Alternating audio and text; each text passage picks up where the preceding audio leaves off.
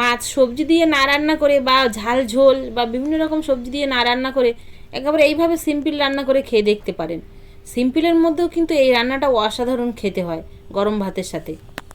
সিম্পলের মধ্যে মাছের এমন কিছু কিছু রেসিপি আছে যেগুলো কিন্তু খেতে অসাধারণ লাগে, আর খুব একটা যে বেশি মশলা বা সবজি লাগে না, কিন্তু ঘরে থাকা কিছু উপকরণ দিয়ে এই রান্নাগুলো অসাধারণ খেতে হয়।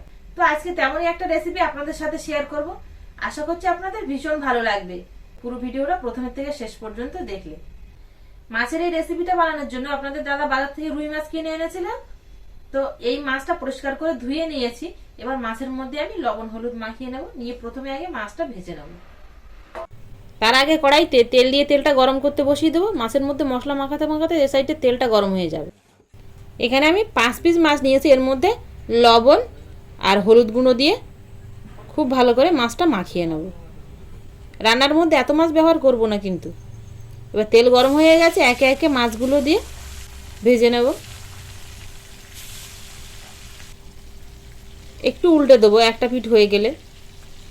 আর মাছটা আজকে একটু নরমই এনেছে, মাছটা আজকে খুব একটা ভালো না। মাছটা ভাজা হতে হতে এ সাইডে আমি বাটিতে এখানে আমি কিছুটা পরিমাণ কাঁচা বাদাম নিয়েছি, যে বাদামটা আমরা চানাচুরের মধ্যে ব্যবহার করি। এই বাদামগুলো কাঁচা অবস্থায় পেস্ট করে আনবো। মাছটা একটু কড়া করে ভেজে নিয়েছি, দেখুন বেশ এরকম লাল করে। এবার তুলে নেব। মাছ ভাজা তেলের মধ্যে দিয়ে দেবো পেঁয়াজ গ্রেট করা। পেঁয়াজটা কিছুক্ষণ ভেজে নেব। পেঁয়াজ থেকে যে জলটা বেরোয় না, সেই জলটা শুকিয়ে যাওয়া পর্যন্ত আর সুন্দর একটা ব্রাউন কালার হওয়া পর্যন্ত। অন্য মশলা থেকে যতটা না জল বেরোয়, পেঁয়াজ থেকে কিন্তু বেশিই জল বেরোয়। পেঁয়াজটা কিছুক্ষণ ভেজে নিয়েছি, সুন্দর একটা কালার এসছে পেঁয়াজের মধ্যে। এবার এর মধ্যে দিয়ে দেবো আদা কাঁচা লঙ্কা আর রসুন বাটা। এবার এই সব কিছু মশলা সুন্দর ব্রাউন কালার হওয়া পর্যন্ত ভেজে নেব। সব কিছু মশলা দেখুন এরকম খুব সুন্দর ভাজা ভাজা হয়েছে, সুন্দর একটা গন্ধ ছাড়ছে। এবার এর মধ্যে গ্রেট করে রাখা টমেটো দিয়ে দেবো।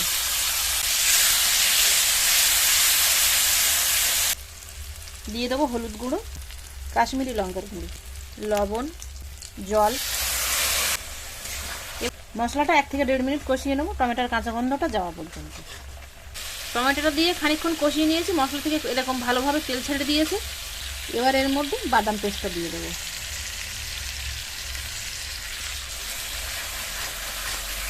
অল্প একটু জল দিয়ে দেবো বাটিটা দিয়ে। আবার এই মশলাটা তেল ছাড়া পর্যন্ত কষিয়ে নেব।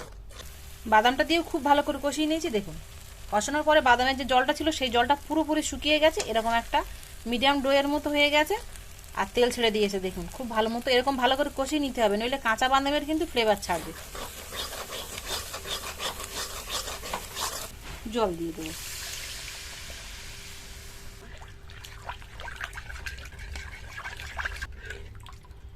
এবার ঝোলটা ফুটতে দেবো। ঝোলটা ফুটে উঠেছে, এবার এর মধ্যে ভেজে রাখা মাছগুলো দিয়ে দেবো। আমি 3 পিস মাছ দিয়ে আলাদা করে রান্না করছি, আর মাছগুলো আবার আলাদা রান্না করব। সেই জন্য মাছটা দিয়ে 3 মিনিট মতো ফুটিয়ে নেব। মাছটা দিয়ে 3 মিনিট ফুটিয়ে নিয়েছি। আর ঝোলটা কিন্তু এরকম একটু পাতলা রাখবো, একদম গাঢ় না। খুব গাঢ় না, আবার খুব কিন্তু একদম জলের মতো পাতলা না, বেশ এরকম মিডিয়াম। নামানোর আগে জিরে গুঁড়ো, সামান্য একটু গরম মশলা গুঁড়ো। হয়ে গেছে, এবার নামিয়ে নেব। খুব যে বেশি মশলা লাগে মাছ রান্না করতে তা না, কিন্তু সামান্য কিছু মশলা দিয়েও মাছের এমন রান্না করা যায়। তো একবার আপনারা এই রান্নাটা করে গরম গরম ভাতের সঙ্গে খেয়ে দেখুন কেমন হয়।